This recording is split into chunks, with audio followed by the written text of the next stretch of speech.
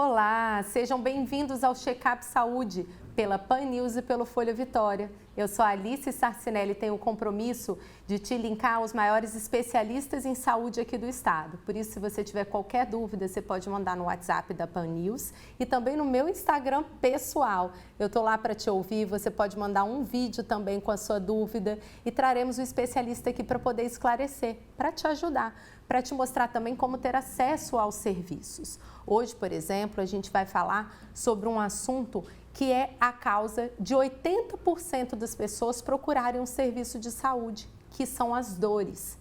30% a 40% da população brasileira sofre de dor crônica. Então, gente, é um problema muito comum e, infelizmente, uma das maiores causas de absenteísmo, de falta ao trabalho. E muitas vezes as pessoas vão ao trabalho com dor, o que atrapalha também no seu rendimento. Então, a gente quer falar sobre dor, a gente quer entender quem é o especialista em dor, essa nova especialidade da medicina, e por isso temos aqui a especialista anestesiologista, doutora Guacira Musi. Seja bem-vinda, doutora Guacira. Obrigada. E a gente também quer sentir na pele, né, dona Creuza? Seja bem-vinda. Dona Creuza é uma paciente de ambulatório SUS de dor e a gente queria conhecer a sua história, sentir na sua pele o que é ter dor crônica, como que a senhora obteve tratamento, para a gente dar aí o caminho para quem está nos ouvindo agora também sobre como ter acesso a tratamento da dor no SUS. Sejam bem-vindas. Obrigada. Eu comecei, a descobrir um câncer, um CA de colo retal, intestino, em 2007. E aí foi, deslanchando a dor e sem propósito nenhum de melhorar, depois da cirurgia. E foi que eu descobri, o câncer e comecei a tratar ele. A senhora descobriu o câncer por causa da dor? Sim, comecei com dores, pélvicas e na referência COX, no finalzinho da coluna. E ali eu comecei a investigar. Fui no ortopedista, comecei a investigar o que era e foi todo o processo. A senhora achava que o ortopedista poderia resolver aquele problema, então foi pela dor procurar um médico e através disso teve o seu diagnóstico. Isso. E a senhora ficou quanto tempo até descobrir a causa da dor? Ficou ali sofrendo em casa muito tempo antes de procurar? 4 anos. 4 anos? A senhora ficou sentindo dor antes de ter o diagnóstico? Não, também. Entre ter o diagnóstico e o tratamento, o período. Isso. Hoje a senhora se livrou das dores? Não, ainda não. Não. Mas é um processo, Mas aumentou sua qualidade de vida? Sim, com certeza. Hoje a senhora fala que a dor não é uma rotina do seu dia a dia, ou ainda é? Eu não posso deixar de fazer o processo do tratamento, porque se eu interromper, aí não tem um resultado bom, Então tem que fazer o processo todo direitinho, seguir tudo direitinho que a médica pede para poder ter um resultado bom. E hoje eu tenho uma qualidade de vida melhor, bem melhor. E são tratamentos diferentes. A senhora fez um tratamento para o câncer e fez um tratamento para a dor que era gerada por aquele câncer, é isso? Isso. É um controle da dor, E essa descoberta da clínica de dor dentro do SUS foi ótimo. E conta pra gente, como é que a dor impactava a vida familiar da senhora? A gente com dor não tem prazer de nada, A gente não tem prazer em nada, O maior prazer que eu tinha na época era de pegar minha filha com 5 anos de idade, que queria vir no colo, Eu tinha que sentar para poder pegar ela no colo. Mas, assim, não é bom, Mas, assim... Tira a nossa paciência também, dona Creuza? Tira o nosso prazer. Tira todo o prazer, de conviver com os amigos, vida social. A gente não tem vida social, porque a dor interrompe isso tudo, Ela corta, tira esse prazer seu, de viver bem com as pessoas. E com dor a gente não convive bem. Com certeza. Doutora Guacira, conta pra gente um pouquinho que especialidade é essa, então, uma especialidade em dor.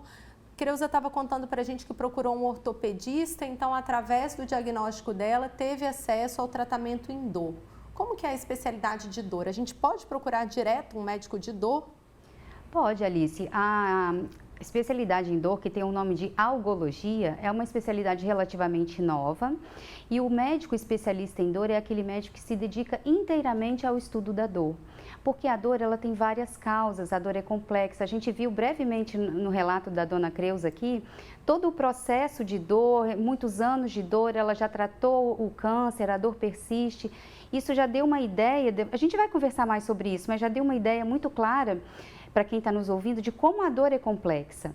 Então, o especialista em dor é uma área relativamente nova da medicina, pouca gente conhece, mas ele se dedica inteiramente ao estudo da dor e ao seu tratamento. Ele se forma médico e se especializa em dor ou tem que ter uma outra especialidade antes? É como se fosse uma subespecialização dentro da sua especialidade inicial. No meu caso, eu sou anestesiologista, mas o especialista em dor, ele tem que fazer uma prova de título de especialista em dor pela Associação Médica Brasileira para dizer que ele é realmente um especialista em dor. Tem que ser aprovado nessa prova.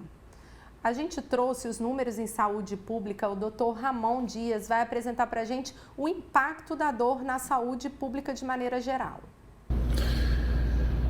Olá, bom, dores crônicas são todas as dores que persistem por mais de 3 a 6 meses. As dores crônicas, elas têm um impacto muito grande, tanto para o paciente quanto para a sociedade. Na verdade, a dor crônica configura um problema de saúde pública. Os Estados Unidos, por ano, eles gastam, direta e indiretamente, com as dores crônicas, mais de 650 bilhões de dólares. Claro que nós estamos falando aí dos custos diretos, tá? Ou seja, com o serviço de saúde, faltas ao serviço, procedimentos, exames complementares. E existe uma parcela que a gente não consegue mensurar, que é o presenteísmo, ou seja, o paciente está no seu local de trabalho, mas ele não consegue exercer a sua função na sua capacidade máxima. Ou seja, isso também gera uma perda para a empresa, uma perda para a sociedade, uma perda para o Estado, tá certo? Ou seja, é um peso emocional, é um peso social, é um peso econômico, é o paciente que se afasta do seu trabalho, então é um afastamento pelo INSS, além de todo peso, toda bagagem emocional que esse paciente tem. Dona Creuza, a senhora sentiu esse peso na pele? Sim. Apesar de que eu não trabalhava fora, não tinha uma profissão de trabalhar fora, mas a dor é crônica, não tem como você ter uma vida social, trabalhar mesmo fora, igual como ele citou ali, né? A senhora falou, você não né, produz tá para a empresa. Com o filho, você não está por inteiro ali, né? Verdade. Entregue aquele sentimento, aquela leveza, a falta de paciência, como a gente falou, né? E se você é um empregado, você tem que produzir, né? Mas você não produz com dor, porque a dor chega a ser crônica porque, né, falta do tratamento. Mas você não tem como produzir. Dor crônica, doutora Guacira, qual a diferença de dor aguda para a dor crônica? Por que se usa esse termo dor crônica? Essa pergunta é boa, Alice. Tecnicamente, a gente chama de dor aguda aquela dor que tem duração de até 3 meses. E a partir de 3 meses, ela já é considerada uma dor crônica. O que acontece? Depois desses 3 meses, a dor passa a ser, muitas vezes, a própria doença em si, que foi o que a gente viu no relato da dona Creuza. Ela já fez o tratamento do câncer, ficou curada, felizmente, mas o que persistiu? A dor. Porque existiu uma sensibilização cerebral, a dor se cronificou e hoje em dia o que ela tem é a própria dor em si. É isso que ela trata no sistema de saúde. Então a dor pode se tornar a própria doença. Sim, a gente até teve uma participação de uma ouvinte nossa que mandou aqui perguntando, ela vai passar por uma cirurgia israelane, ela é recepcionista, vai passar por uma cirurgia no joelho e ela tem medo da dor no pós, né? Então eu acho que quem tem dor tem medo, né? Tem medo da dor que sente, vai passar por uma cirurgia para poder resolver a dor e ela quer saber o que ela pode fazer para evitar essa dor no pós. Existe alguma maneira de se prevenir a dor? Sem dúvida, Alice. O paciente que já tem dor crônica de qualquer natureza e vai ser submetido a uma intervenção cirúrgica, não necessariamente relacionada àquela dor que ele já possui, ele tem maior chance de desenvolver uma dor crônica no pós-operatório. A gente sabe que a dor pós-operatória pode se cronificar, é uma das causas de dor crônica. E quais são os fatores predisponentes para que o paciente se submeta a uma cirurgia e ainda persista a dor crônica? A ansiedade, a depressão são fatores predisponentes importantes, a diabetes e a própria dor crônica pré-existente, de qualquer natureza. Por exemplo, um paciente que já tem uma enxaqueca de longa data, vai se submeter a um procedimento cirúrgico, ele tem mais chance de desenvolver dor crônica pós-operatória do que um paciente que não tem a enxaqueca previamente. Aí ele precisa o quê? Ser medicado para evitar isso? Se ele já tem esses fatores de risco? É um médico que identifica isso? Sim. O especialista em dor, ele pode fazer o processo que a gente chama de dessensibilização do processo da dor, a dessensibilização central. O que é isso? A dor crônica sensibiliza o sistema nervoso central do paciente, tornando mais predisponente. É como se o cérebro ficasse mais reativo, mais pronto para responder a um estímulo doloroso. Então, no processo de dessensibilização cerebral, a gente consegue diminuir o nível de dor através de medicamentos ou às vezes através de intervenções de bloqueios, baixando o nível de dor, baixando o limiar de... Tecnicamente, a gente fala o limiar de excitabilidade dos receptores periféricos que captam a dor. O que é isso? Como que o cérebro entende, sente a dor? Existem receptores periféricos na nossa periferia, na pele e nas mucosas, que percebem a dor e, através dos nervos, informa ao sistema nervoso central que existe a dor. Então, a gente sente na pele, mas pensa lá na cabeça, pensa lá doendo. no cérebro, E o muito interessante é que essa via que conduz, o nervo no caso, que conduz o estímulo periférico até o cérebro, ele faz várias conexões no cérebro. Ele faz uma conexão no córtex pré-frontal, que é o córtex cognitivo, informando o indivíduo, olha, você está com dor, você precisa de tomar uma providência. Mas ele também faz conexões para os sistemas da afetividade, da emoção, do sono. Então fica fácil a gente entender por que o paciente com dor crônica, ele tem um comportamento mais ansioso, ele tem uma tendência mais depressiva, ele tem uma piora na sua qualidade do sono, é uma pessoa mais irritada, menos social, porque esse mesmo nervo que captou o estímulo periférico e levou ao sistema nervoso central... deu a sensação de dor, né? Que originou a sensação de dor, ele faz sinapse no cérebro em várias regiões do cérebro. É como se fosse vários setores do cérebro são informados sobre a dor, para a gente ter noção da complexidade que é a dor. E aí eu vejo que alguns pacientes resistem em tomar a medicação para dor. Eu não vou tomar, senão o meu organismo vai ficar acostumado. Aí quando essa dor aumentar, e aí não querem se medicar. A senhora, dona Creuza, chegou a se automedicar também para dor? Não, eu sou... Um chazinho? Não, eu sou resistente a chás, a remédio.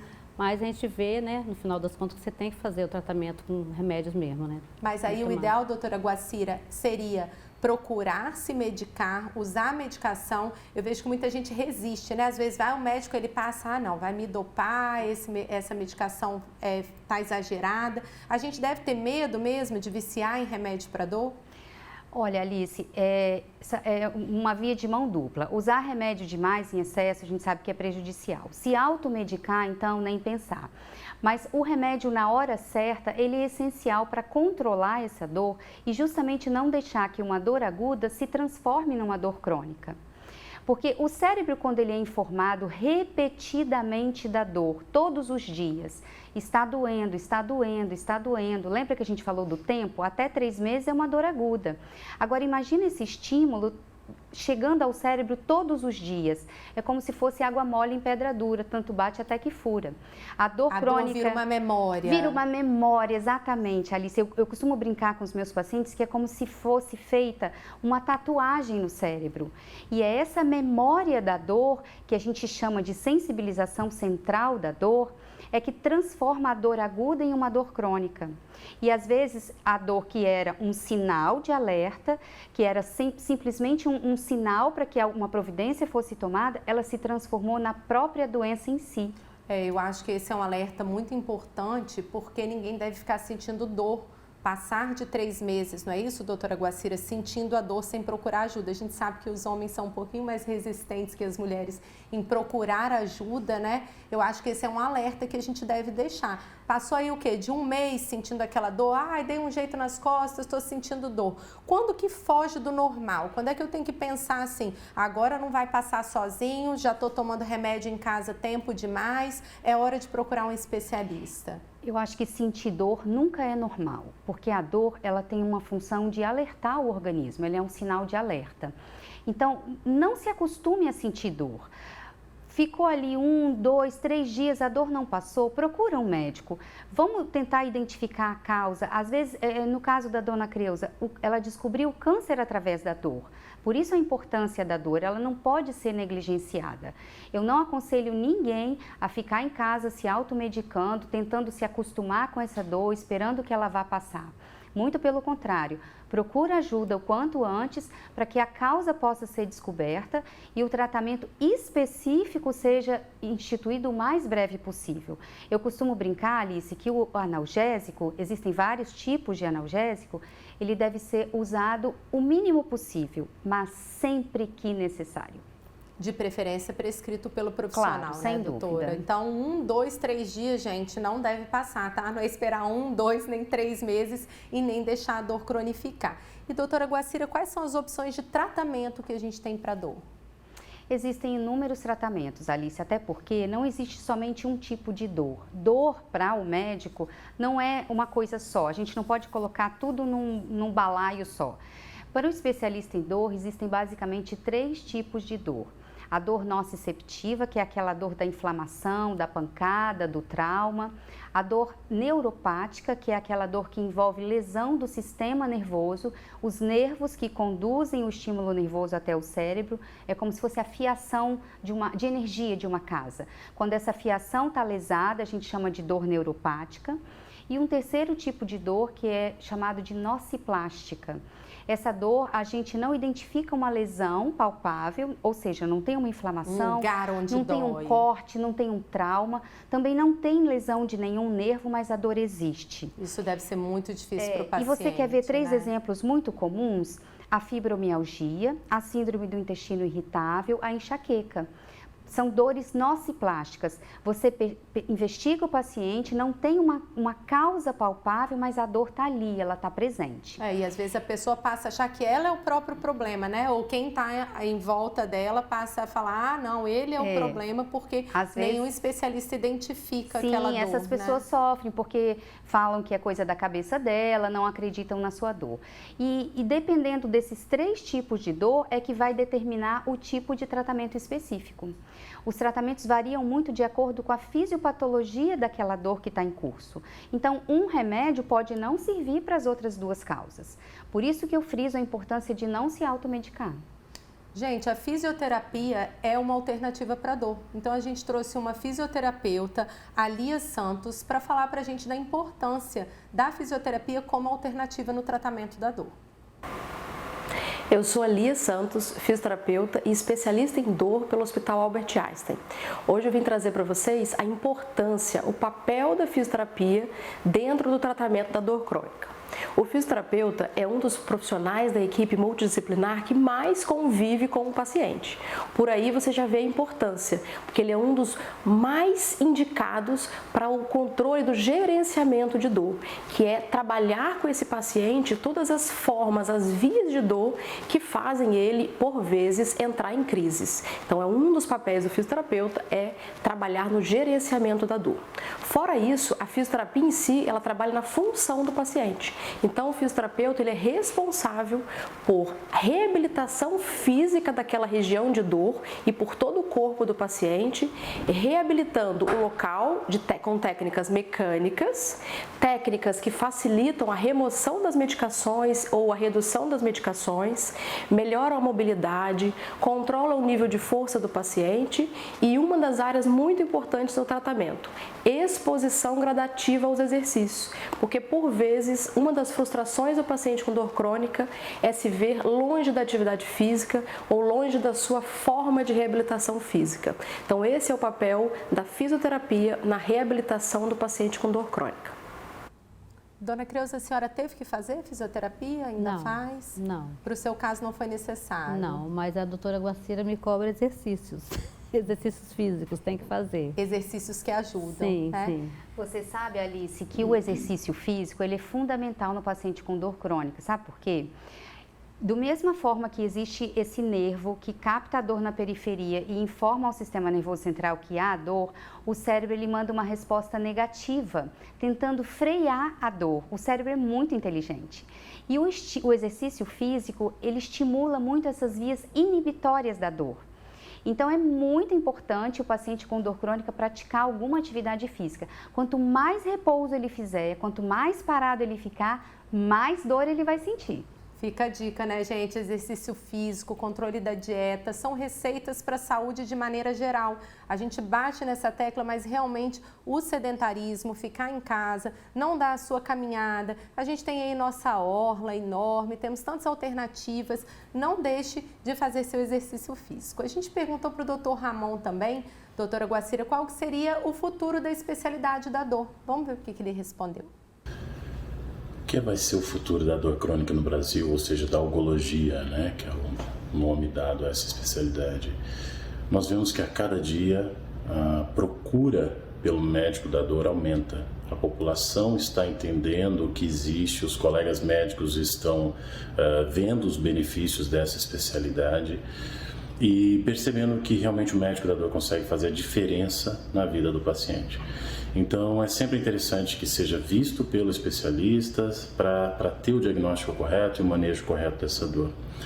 No futuro, eu vejo sim uma especialidade muito promissora e que pode fazer a diferença na vida dos pacientes com dores crônicas. Gente, você aí que ficou alarmado porque a sua dor já passou de 1, 2, 3 dias e quer ter acesso a tratamento, o SUS desde 2002 ele trabalha num programa nacional de cuidado de dor e cuidados paliativos. Doutora Guacira, como ter acesso, como a dona Creuza teve, a tratamento de dor pelo SUS aqui no estado? Aqui no estado, Alice, nós temos 2 serviços de dor, no Hospital Santa Rita e no Hospital de Santa Casa da MSCAM. O acesso não é de porta aberta ao público, ele precisa ser drenado internamente por especialistas do hospital que acompanham o paciente, identificam o problema da dor crônica e assim direcionam para o especialista em dor que está lá dentro. Então ele iria da unidade de saúde, por exemplo, dona Creuza sentiu dor, vai no médico da unidade de saúde, encaminha ela para o ortopedista e esse ortopedista para o oncologista e o oncologista para o médico da dor, para o serviço de dor ali de dentro. Seria um caminho, é um encaminhamento interno dentro de um desses 2 hospitais aqui no estado. Eu queria muito agradecer a presença de vocês. A gente está chegando aqui ao final do Check-up Saúde sobre dor aguda, dor crônica. Aprendemos tanto, aprendemos também sentindo na sua pele, né, dona Creuza? Obrigada pela sua presença. Eu que agradeço. Doutora Guacira. Eu agradeço muito a participação, Alice. É um prazer falar sobre esse tema que eu mais gosto de estudar, com que eu trabalho todos os dias. E eu espero contribuir cada vez mais com temas interessantes sobre dor. A gente vai conversar bastante ainda, vai ser bem legal. A senhora também é nossa colunista, né? Lá no Folha Vitória, traz sempre esses assuntos. Fala um pouquinho sobre suas colunas, o que a gente pode chamar o pessoal aí para ler também um pouquinho. Eu acho que são temas que para o especialista é tão comum, tão corriqueiro, mas para o telespectador é uma coisa nova. Por exemplo, o uso dos canabinoides, a neuralgia pós-herpética, são temas tão intrigantes que a gente pode abordar e levar conhecimento para a sociedade. Então, gente, se você quer conhecer um pouquinho mais sobre esse tema, ela que é anestesiologista, a gente também tem um time completo de especialistas em todos os temas da área da saúde. Te convido a entrar na plataforma Vida Saudável dentro do Folha Vitória e nos acompanhar semanalmente aqui pela Pan News. Não deixe de participar, de mandar suas dúvidas. Como a gente bate aqui na tecla, o nosso papel é prestação de serviço, é te linkar aos maiores especialistas para que você não tenha que recorrer ao Google. Chega de chamar o Dr. Google para tirar suas dúvidas. Queremos trazer grandes nomes como a doutora Guacira aqui para vocês no Check-up Saúde toda semana. Muito obrigada.